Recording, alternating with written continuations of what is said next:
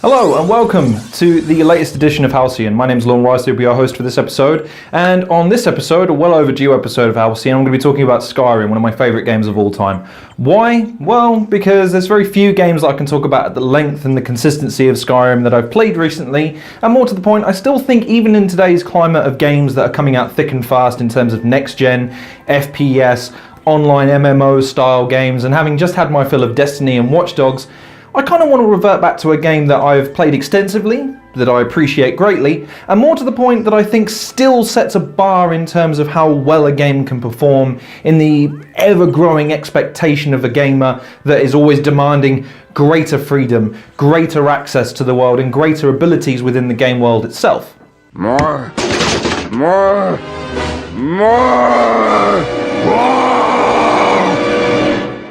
And yes, I have touched on this in a Blink episode and indeed in a Top 5 episode, but I think it's really hard to understate just how great a game Skyrim is in terms of how well it's been executed and how endearing it is even to this day that, like I say, considering every other game that I can think of has a shorter time from when it was released to a HD remake than almost any other game that I can think of. And so without further ado, let's talk about one of my favourite games of all time, The Elder Scrolls V: Skyrim.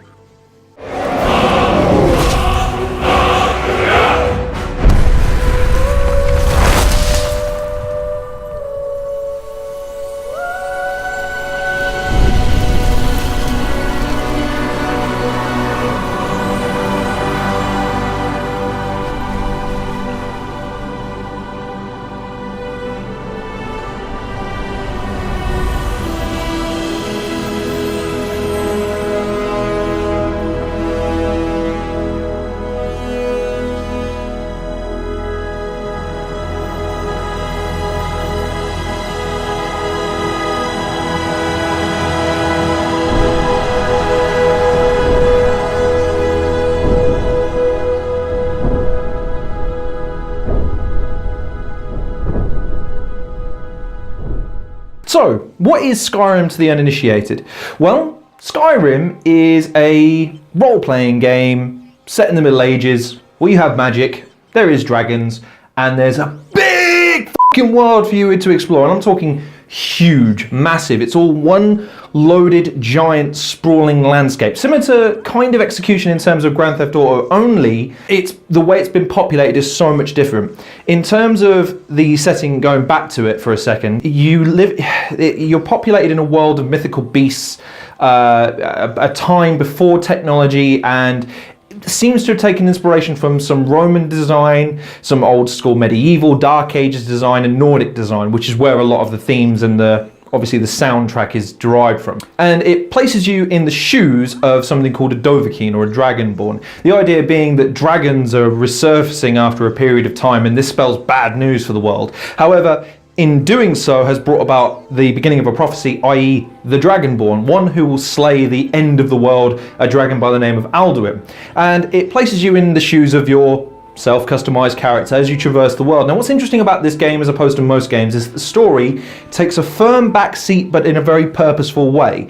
And the reason for that is because basically, Bethesda want you to have as much control over your world and in terms of your interaction with that world as possible. And more than anything about this game is freedom. You'll feel that right away. When you set out into the world, the first thing you'll notice is just, okay, well, what do I do now? You have objectives and things of that nature, but it gives you very little guidance in terms of hand-holding, in terms of even the action of controls. There's no training. There's no training level to begin with. In effect, you do get led through some dungeons and some underpath things, and we'll get to that in a minute. But again, the overall arc of this game is one of freedom. The game lets you perform how you want to perform.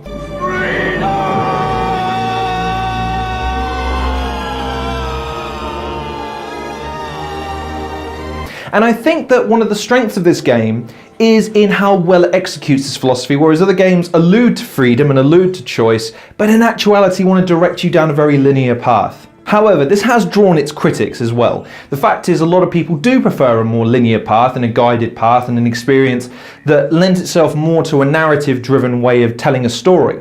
Me, on the other hand, I kind of appreciate this. It's one of those games where you can just as easily boot up however many hours into the game you are and feel right at home, because within 5 minutes, you're probably off on a tangent to what you would have been doing anyway.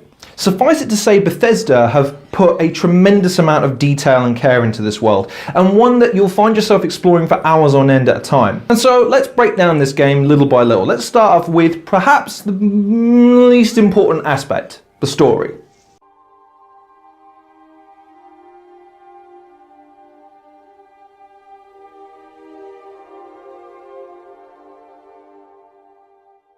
So as I explained in the opening segment, the idea is that you, the Dragonborn, have to stop Alduin, a dragon who will bring about the end of the world, and who's going around reviving other dragons that have been dead for centuries. Now, while you traverse the world, you'll inevitably be given side quests and missions, but none of these really feed into the main plot of the game. The best bet is always to level up your character as much as you can before you go and fight Alduin, but inevitably you can fight him whenever you want. You don't have to traverse on the main storyline if you don't want to. The main storyline revolves around the revival of the Dragons and the Blades, a organisation that have been in existence since the dawn of mankind, who are effectively they're dragon slayers. Hence the name Blades. They have these really cool, sweet katanas that you can level up. Anyway, I'm digressing. And the idea is that they're going to guide you as the Dovahkiin on your path and destiny to slaying Alduin. Now, the problem with this is that this is the main story campaign. You invariably come across a dragon, you slay it, that you absorb its soul, and people kind of marvel at the fact, oh my god, you're a Dovahkiin. Your legends preceded you, even though no one's really been talking about it prior to you arriving and fighting the dragon, which is a missed opportunity really to build up this legend and then to realise, oh my god, I am the legend. I think the main thing where the story trips up though is in the second act, whereby you've slain your first dragon, you've absorbed the soul, you've met Delphine, I believe her name is, of the Blades. So you're the Dragonborn I've been hearing so much about. I think you're looking for this. We need to talk. Follow me. She's taking you to the secret lair behind the wardrobe in the pub, which is cool. I love that secret entrance shit. Close the door, then we can talk. Now we can talk. Enter at your own peril. Past the bolted door where impossible things may happen that the world's never seen before. In Dexter's laboratory. You've fought off a couple of revived dragons. You've snuck into a party with the intent of trying to learn where these dragons are coming from, who's reviving them, is it Alduin? If so, how to defeat him. But the problem is that the story is not conducive to a very epic. It's difficult to describe, but there's just such a slow pace to it, and such a lack of stakes that you don't really feel a sense of investment in the story. You feel more and more inclined to kind of just go, I think I'll just leave that for the time being. I'll come back to it later on when I can be asked. And you'll find yourself never ever doing that. In terms of spoilers, this is where I'll sort of say, look, if you don't want to know what happens at the end of the story, then cut off here and skip, a couple of minutes in, because it's going to take me 10 seconds to explain. You find an Elder Scroll, you go back in time in a little bubble thing to look at how a particular dragon shout, which are powers that a dragonborn individual can use, a shout if you will, that can emulate the speech of dragons, which they use to spit fire, ice, and other abilities. And a particular ability called Dragon Rend, I believe it is, which by a dragon, they can fly, they've got wings, and it will pluck them out of the sky and secure them on the ground so that you can slash and dice them. The problem is that the shout was lost to time, so they went back in time to when it was invented by humans who were fighting dragons at the time. You then go into the afterlife, and you fight Alduin, and it's a really big anticlimactic thing where there's not a tremendous amount in terms of obstacles or challenges or puzzles or great back and forth. There's no real interaction with Alduin throughout the course of the story.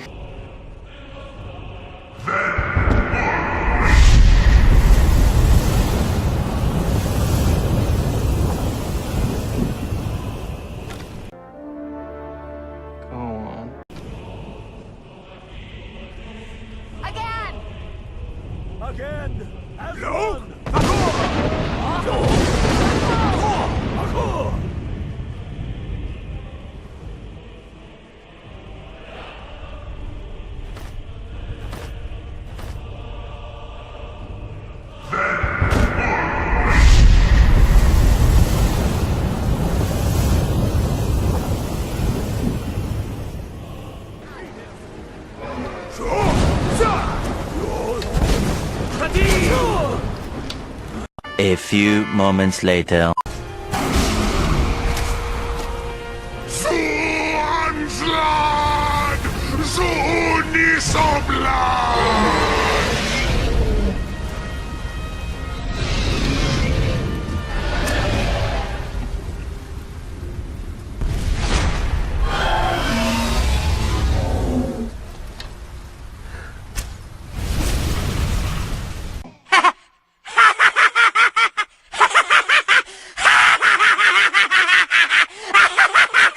And as a result, you feel a little bit hard done by if you play it just for the story. If you play through and blast through the story in, I'm going to say 15 hours, maybe less, you feel shortchanged. You feel like, oh wow, this is a really bad story. And it isn't. It's just, in an attempt to try and widen the scope as wide as it possibly can, it loses focus on some of the core elements that make a story a good story, i.e. compelling characters, a strong narrative, some sort of cause or reason for propelling the narrative, and of course a good villain, one that antagonizes you, one that constantly throws roadblocks and constantly builds heat by saying, you're so close to defeating me, oh, I'm going to take that away.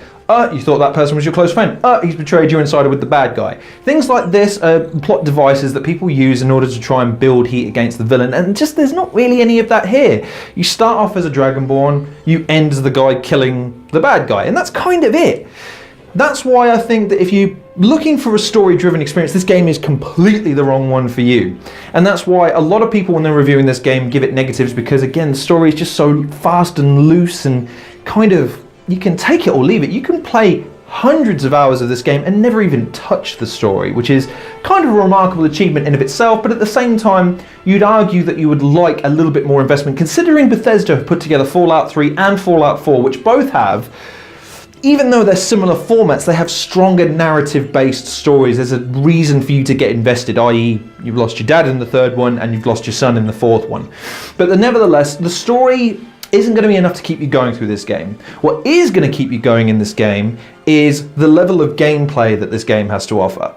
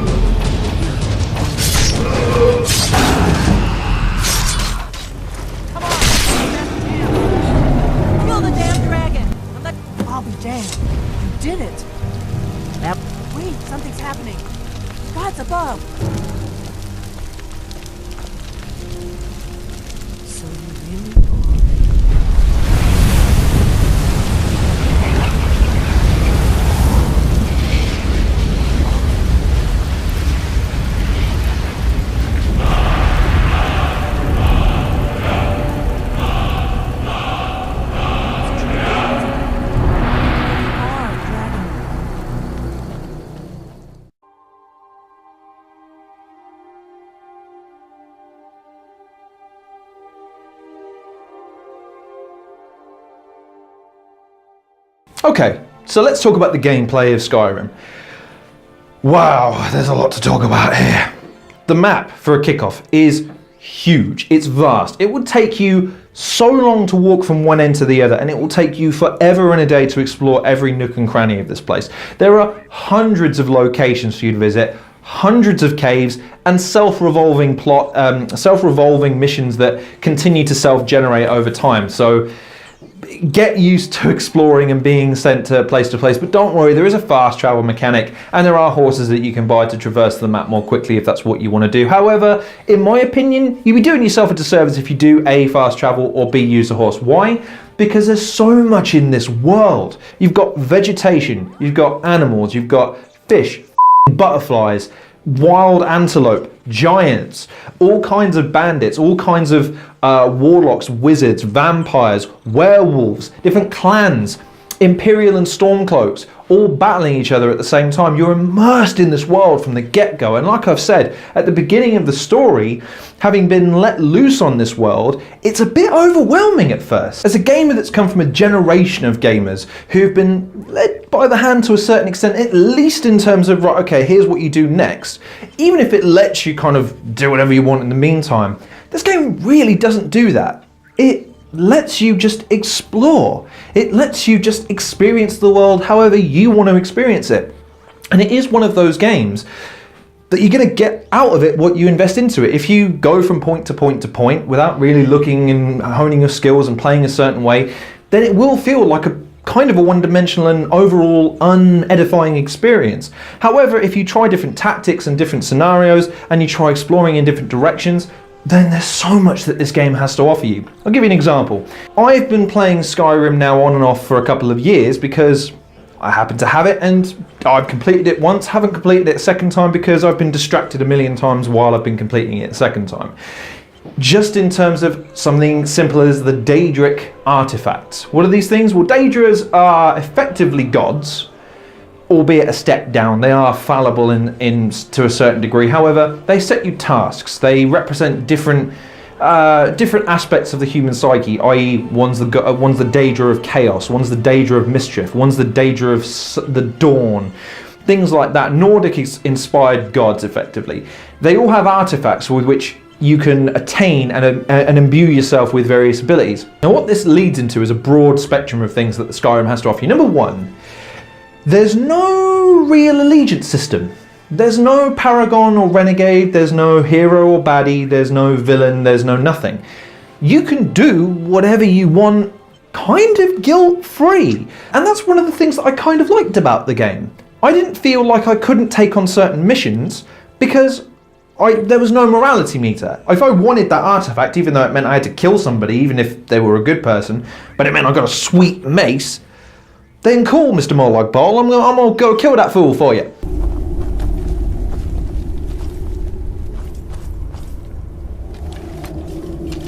Fool! Did you think Molag Bal, the Lord of Domination, would so easily reward you? Who else but Quagmire? He's Quagmire!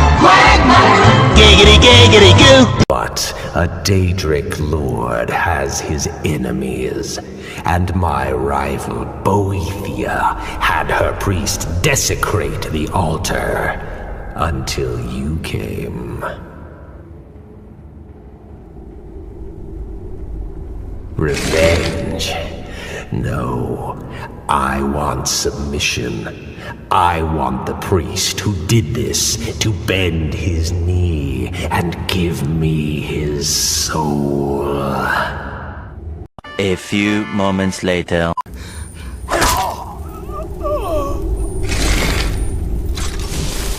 The mace of Molag Bal. I give you its true power, mortal. When your enemies lie broken and bloody before you, know that I will be watching. Nice. Nice. If you want to roleplay though, you can, and that's where this game, again, you give in what you get what you give into it. If you want to roleplay as a goodie and only take missions that reflect your moral standing, you can do that. However, this game doesn't punish you if you want to be a more deep and complex individual, and that's why I think the story is kind of an irrelevant issue in terms of when you review this game. This game becomes more and more a reflection of you. This is led into another aspect of the gameplay. Most games you have a very set linear path of upgrades. If you're a runner-gunner in a first-person shooter, you might want to only upgrade your assault rifle and your sight, and maybe customize your camo, and that's kind of it. In Skyrim, there are dozens of different aspects that you can upgrade, and you can upgrade them at your own pace. So for instance, I usually start my playthroughs as a brawler. I get the biggest f***ing hammer that I can find, and I start just whacking fools with it. Why? Because it's fun and it's the easiest way to play, and it's the only way I really know how. My second playthrough though, I tried to develop a more nuanced style of play. And again, Skyrim allows you the ability to be able to do that. What do I mean by that? Well, the combat in this game, which is the next aspect, and this will lead back into the upgrades, so don't worry, I'm not deviating too much. The combat in this game is relatively simple when you break it down into its core components, i.e. we've got 2 hands, 2 triggers. You can use them to hold a weapon each, use a power each, or a combination of 2-handed or two powered attacks. Now what this means is that at any one point you can swap variations. If you want to fight with a sword and a shield, and stab away and block away, then you develop your skills in those areas and you can allot points to increasing the level of ability that you have. For instance, one-handed weapons, you can then increase to be more proficient in, say, axes or swords. You can also do double damage, you can do more damage, you can do damage to certain individuals. You'll learn new abilities like to be able to spin attack from behind. Also, if you're using a shield, your blocking ability will increase. Now, like I say, at any one point you can decide, I'm not really feeling blocking with a sword and a shield, but I'm digging the sword. What can I do with my other hand? Well, then you can have 2 swords and you can wield 2-bladed, or you can have a power, so you can use magic or you can use some kind of summonance or conjuring. And that leads into a whole bunch of other options in terms of magic, because then you've got different types of magic: offensive, defensive, conjuring, summoning, and you've got restoration and other types of spells that are utilized for different things like healing yourself, shooting lightning, summoning other aspects of the world such as creatures or the dead to fight for you. There's just so much diversity of play here that it's really difficult to get bored of the combat, because once you do get bored of, say, just hacking and slashing enemies, then you can decide, I want to be a scout. Bow and arrow, baby. And you can start to build up a core level of gameplay whereby everything increases at a reasonable rate because you're always circling what type of game you want to play. If you want to start taking fools out from a distance, then you can start doing that at any point, and the game doesn't really penalise you for this because you can always regress to a point in the map where you know you can take the enemies on, you're not going to feel overwhelmed. And that leads into another aspect. Because the game lets you grow at your own pace, the enemies around you grow to a certain extent as well. Now, you have to be careful. On my first ever playthrough of Skyrim, I happened to bump into a giant. Now me, again, having been in a handhold experience type of gaming, ritual for a long time, assumed that if I came across such a being, there must be a way of me taking it down. There has to be a way of me being able to, they wouldn't give me something that can maul me in one bang into space.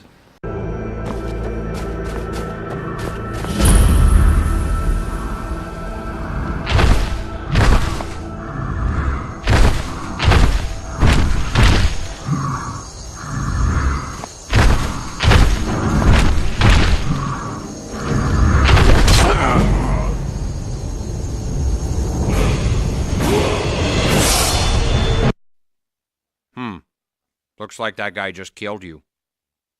What? Why? Why? I shit you not. Came across a giant, walked right up to it, started hacking away, realised I wasn't really doing much damage, and the thing took its club, and like I say, it's a giant, so it's about 10 feet tall, it's easily twice the size of you. You can hear it walk, that's how heavy it is, and it just goes, and because of a game, because of the physics engine in the game whereby you ragdoll if you get knocked off your feet, you get sent ridiculously high into the sky dead because he's crushed you, and because the game doesn't have a crush mechanic in the sense, i.e. you get smushed into the floor, it rebounds you with the force of the hit. And that was hilarious to me, but also tremendously frustrating at the beginning because I couldn't understand why a game would put this in my way. Why would there be an enemy that I can't defeat so early in the game? Again, it comes back to freedom. I had to learn to pick my battles and run away sometimes because this game doesn't entertain you in your power fantasies. You have to earn everything in this game. And when I say earn, I mean everything. The ability to be able to craft certain items, the ability to be able to use certain abilities, the ability just to be able to be confident when you're traversing its world that you're not going to come across something that's going to kick your ass, leading to the dragons. The combat in this game also has an element that you can flip into first and third person. It doesn't really change your experience in terms of what you can do, but it is nice to be able to switch between the two sometimes. The first person perspective maybe suits indoors and cabins and things where there's not a lot of space, and therefore, your figure is blocking a lot of the screen and so you can't see what you're hitting. However, the third person perspective for my money, suits the outdoors when you're trying to fight something large, like a dragon or a giant. It just helps make the experience feel a little bit more dynamic. And in terms of the combat, it can be argued that, again, it is rudimentary when you break it down to its core components, but they've done what they can, Bethesda, to try and spice it up, i.e. quick time events when you've defeated an enemy, i.e. if you're wielding a sword, you can decapitate fools, you can shank them through, and you can run them through like that if that's what you want to do. With the dragons as well, they usually end in a quick time mechanic of some description to help make the encounter more epic. And that's something that I think the game needs to be commended for, because it's a mechanic that you see to a certain extent with other games, like in Watch Dogs and GTA, where self-generated missions kind of pop up every now and then. You'll be driving along and something will happen. You go, oh, I better go take care of that. With the dragons, though, in Skyrim, it's interesting because they become epic events in of themselves. People can argue, well, it's a little bit boring, but when you're in it, trust me, it's anything but boring. You'll be wandering along, maybe even having a conversation with an NPC, and you'll hear the dragon roar in the background. You can hear the flap of its wings, you can hear the bursts of energy coming from its mouth for fire or ice or whatever it happens to be emitting.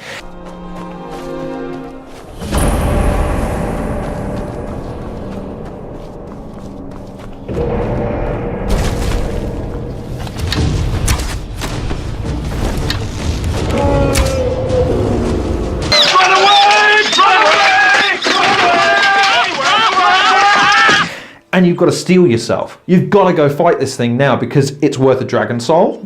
They drop dragon bones, which are tremendously heavy, but they're worth their weight in gold. And they usually come with some kind of reward. They usually have a couple of hundred gold or some kind of rare item to make it worth your while fighting them. It's up to you how you want to try and take it down, but again, the combat is so diverse and you can try and pick and choose your battles that if you think you can't take this particular dragon down, you can always live to fight another day, or you can change up your styles a little bit to try and compensate for your deficiencies if this dragon's kicking your ass. So when you're not traversing the world and you're in combat, the thing to think about is, again, how do I deal with the situation? NPCs you can bring with you and help you, but I've got to be honest, when I had the choice of bringing a friend or a companion along, I'd probably steer clear of it. Why? Because they're only really good for carrying stuff. Otherwise, they will only get in the way and they will only get themselves killed. And it's just one of those situations where you just think to yourself, is it even worth me coming and having the conversation with you? Probably not. However, when you are traversing the world, again, to come back to the gameplay in a little bit, I think one of the most impressive things is how quests you come across them. One always sticks out in the mind is one of the Daedric missions. A talking dog will run up to you in the middle of the world and just start talking to you and say that he's got something for you, and you follow him and you go and do a Daedric boss mission. Oh good lord, Clavicus Vile, that's the Daedric prince. You are exactly what I was looking for. Yeah, Skyrim is now host to giant flying lizards and two-legged catmen. And you surprised by me? Yeah, I just talked, and I'm continuing to do so. Cocaine's a hell of a drug. I know because I always got the mask of Clavicus Vile. It made me look like a samurai when I had the ebony armor. It was badass. Nevertheless, you were just walking along. You're just traversing through a village somewhere, and this dog just walks up to you and starts talking to you. What other game can you say that that's going to happen? A talking dog just walks up to you and says, hi, do you want to come and do a mission for me? And you just roll with it. You don't question it. You go, Skyrim, I guess. Time travel. You've got dwarfs that build these giant machines that you rock up across when you kind of walk in. You don't actually see the dwarves though. This is the thing. Or, sorry, the Dwelmner or Dwemner. I forget how it's pronounced. But nevertheless, these giant golden bloody robots that roll out of nowhere inside, and you think to yourself, wait a minute, how would they possibly have the technology to be able to put something like this together? But you're too busy fighting the damn things to question it. It's a rich world with a tapestry of enemies and different ways of playing that you're going to find yourself being engrossed in for hours at a time. However, this leads me on to one of the iffy parts of Skyrim that, at least for a time, put me off playing the game. The presentation and the design of the game.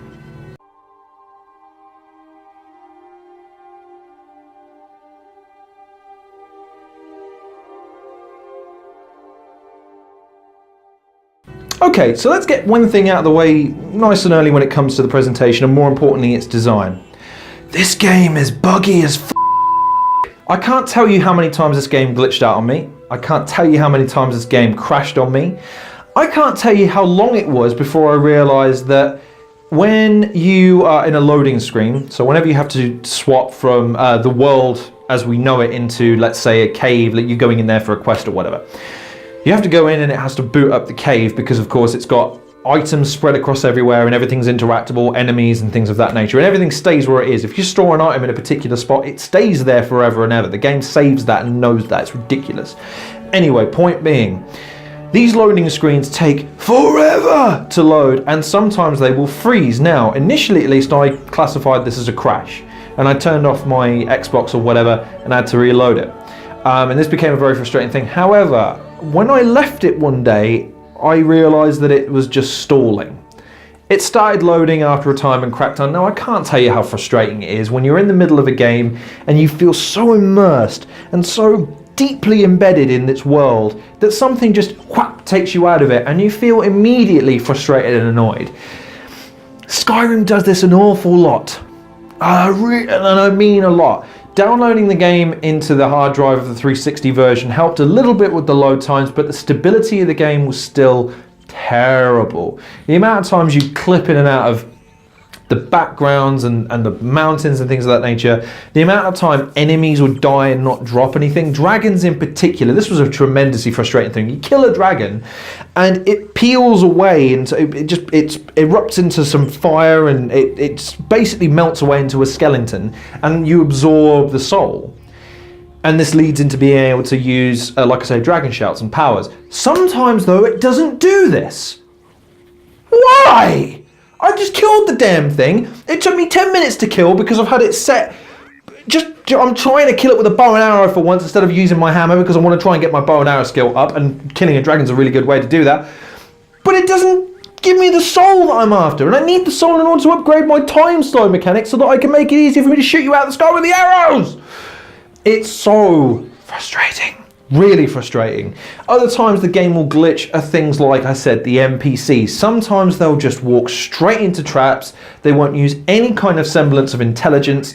A lot of times they'll block your path. You can't get through them. So sometimes you have to make the really harsh choice. Again, there's no morality meter and there's no one around. Deadity dead, stabbity stab.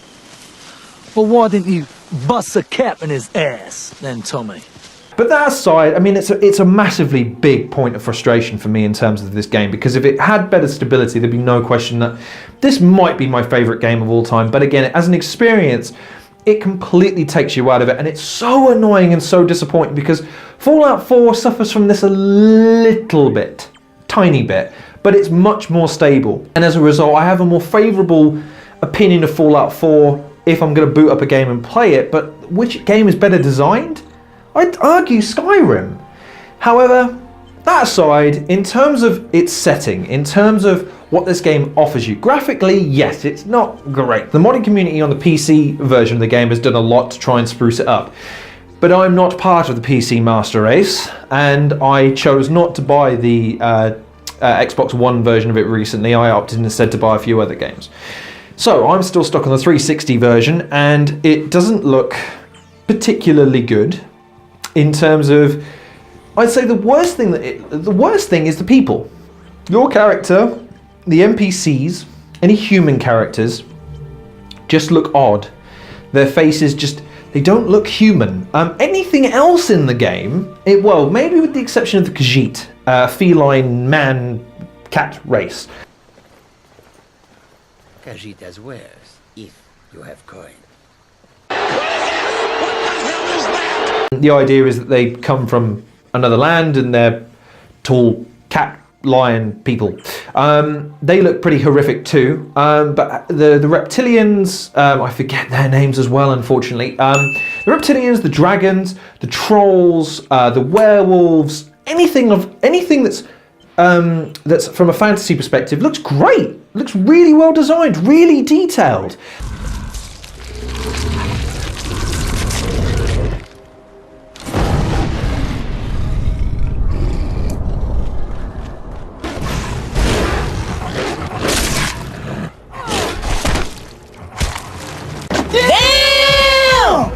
And realistic as balls when you consider that these are fake fake things, they're not real.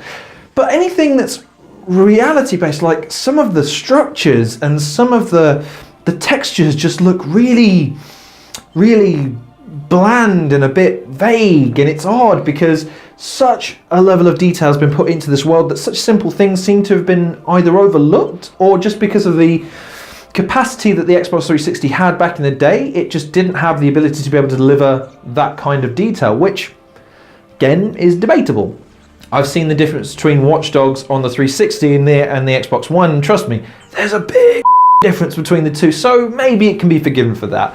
However, what detail is there is impressive considering the scope of this game. Like I said in the beginning, you've got simple things like butterflies floating around. You can literally pick up jars that you've caught your butterflies in, books, items, food, anything you want, and decorate your home.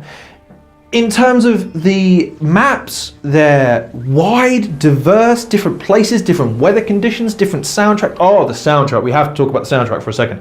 The soundtrack in this game is so ridiculously good. It's about 3.5 hours worth, and it loops, but you never really notice it loop. When you're in the midst of a battle, the music picks up. It's all Nordic and deep and orchestral. It's a masterpiece of a soundtrack, better than any other soundtrack of any other game that I can think of. And it's one that you could easily download and listen to doing anything you want, really. In fact, if you want to give your missus a treat, download the soundtrack to this and give her a back massage while you're doing it. She'll think it's romantic, you'll be thinking Dragonborn, Dragonborn, Dragonborn. It'll be awesome. Giggity giggity, giggity goo. Stick around. Now, in terms of the lore inside the game, like I said, the story is a little bit weak, but there are books that tell you so much about this world that you could easily, literally just sit down in your house. Yes, you can buy your own houses and decorate them and import them, and in one of the DLCs you can even get married and have a kid and read through the lore. There are books and books and books, and you can build up your own collection and a library. It's ridiculous the level of detail that there's in this game, and in terms of depth of gameplay. You can have fights, you can have fist fights, you can go drinking, you can use apothecary tables, and you can make mixed potions and magic. There's so much to this game, it's ridiculous. And best of all, the way it's all meshed together within this Nordic aesthetic, it really does everything it can to immerse you in this world. So even when you're not in the midst of action, fighting, becoming the head of the Winterhold college for wizards and witches, if you're not trying to become the head of the companions in a secret werewolf, which is an awesome mission, by the way, although I kind of spoiled what the companions do. F you should have played it by now. In terms of maybe, like I said, the disappointing story, you always have the world to fall back on. If you want to go exploring, if you want to just sit around your house and read, there's so much to do. Every NPC has something to say and usually has a mission attached to them, and you never really know what you're going to come across whenever you boot it up and go wandering out into its world. It's a magnificent piece of game design and an execution of philosophy, which is freedom. Do whatever you want, however you want, whenever you want. And that's why I rate this game so highly.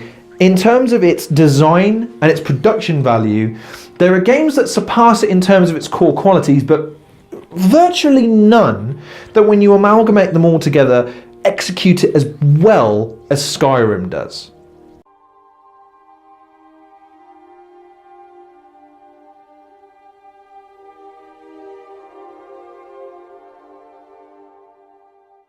And so we come to the verdict. What do I think of this game if it isn't painfully obvious already? Like I say, I gave it a 9 out of 10, or as close to a 10 out of 10 as I possibly could in my top 5s list. That rating still stands. I will get round to having a look at the newer version on the Xbox One.